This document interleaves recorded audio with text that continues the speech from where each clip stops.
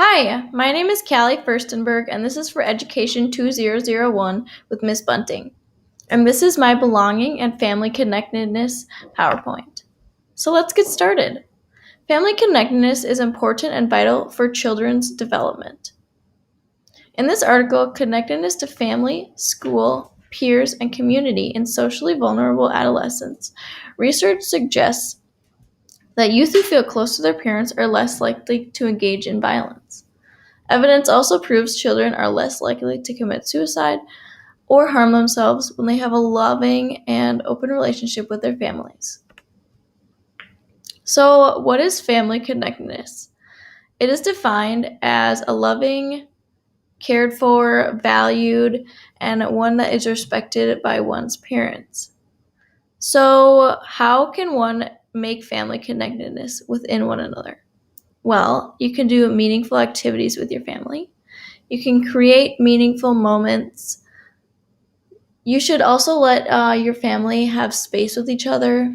So when they ask for space or have designated time when you are by yourselves, you should create traditions with your family. And you should acknowledge each other's feelings and discuss feelings. So what are some adverse childhood circumstances?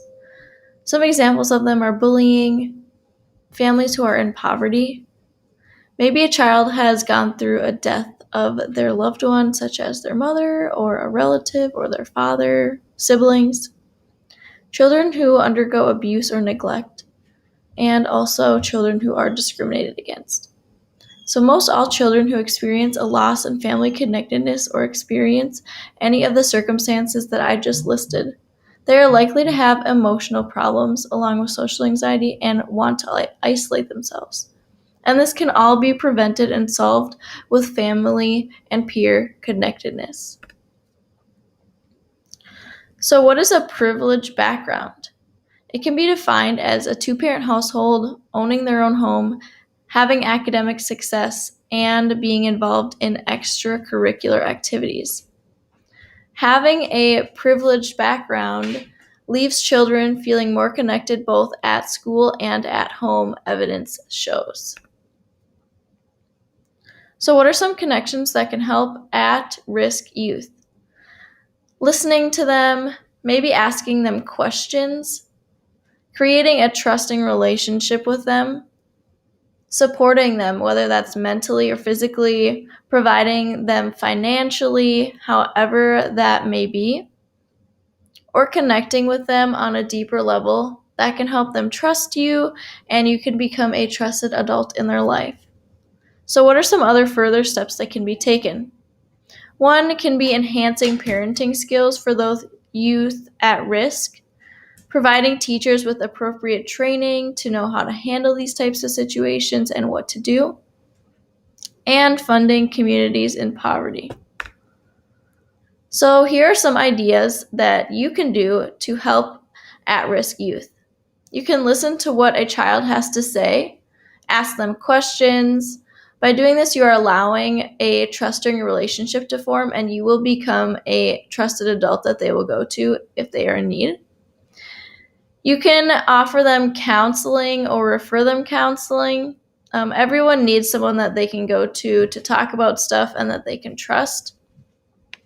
For teachers, you can create trusting relationships with your students, allowing them to have time to tell them about their weekend or their home life, as this may reveal a lot about their background situations that you may never know. And this is also for teachers, help students build connections with each other. You can also do this within the community as well, in your neighborhood.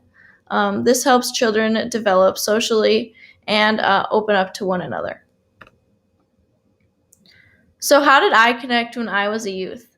So I grew up in a privileged household, and I had a wonderful relationship with my parents. I was very fortunate to have that loving relationship with my parents.